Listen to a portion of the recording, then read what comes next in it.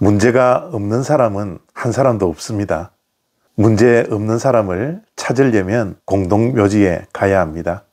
우리가 사는 인생이라는 것이 그렇기에 무거운 짐을 지고 살아가는 것이죠. 그런데 우리가 지고 있는 이 문제는 어디에서 올까요?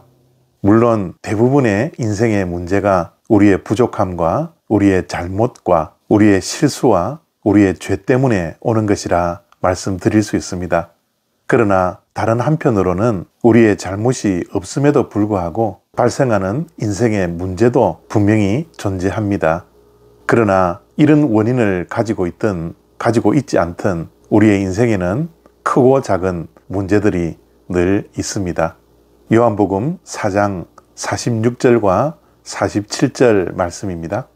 예수께서 다시 갈릴리 가나에 이르시니 전에 물로 포도주를 만드신 곳이라. 왕의 신하가 있어 그의 아들이 가버나움에서 병들었더니 그가 예수께서 유대로부터 갈릴리로 오셨다라는 것을 듣고 가서 청하되 내려오셔서 내 아들의 병을 고쳐주소서 하니 그가 거의 죽게 되었음이라. 아멘. 오늘 본문 말씀은 예수님께서 행하셨던 두 번째 표적에 대한 말씀입니다.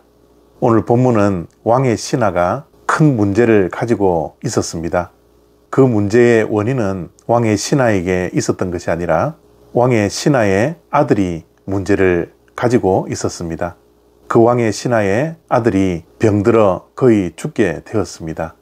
그런 큰 문제를 가지고 그 왕의 신하가 어떻게 그 문제를 해결했느냐가 오늘 본문 말씀의 핵심입니다. 47절에 보니까 왕의 신하가 문제를 해결하는 모습을 우리가 보게 됩니다. 그중 세 가지 단어가 눈에 들어오는데요. 듣고 가서 청하되라는 세 단어입니다.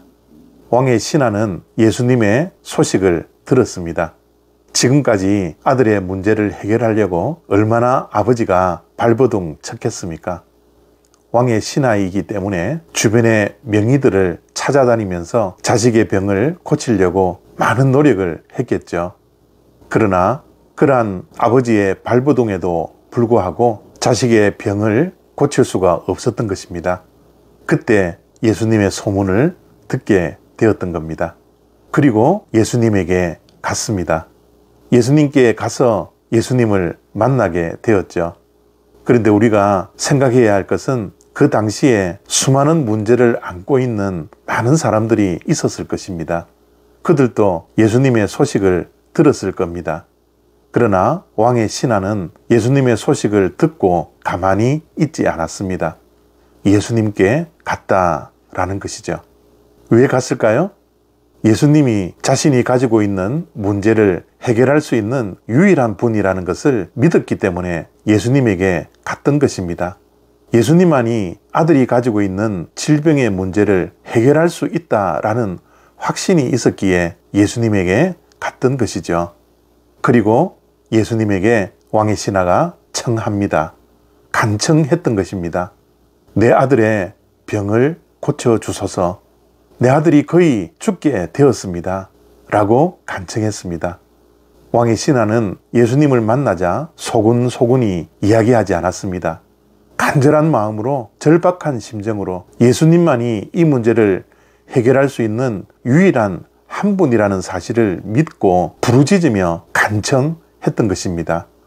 예수님을 만나 왜 이런 일이 나에게 일어나는지, 왜 아들에게 이러한 문제가 있는지 원망하고 불평의 말을 쏟아내는 것이 아니라 예수님 앞에 나와 부르짖으며 간구했던 것입니다. 우리들도 인생에 많은 크고 작은 문제들이 있습니다. 지금도 문제 없는 사람은 이 세상에 아무도 없습니다. 이 문제를 어떻게 해결해야 할까요? 예수님에 대한 소식을 우리는 미리 듣고 알고 있습니다.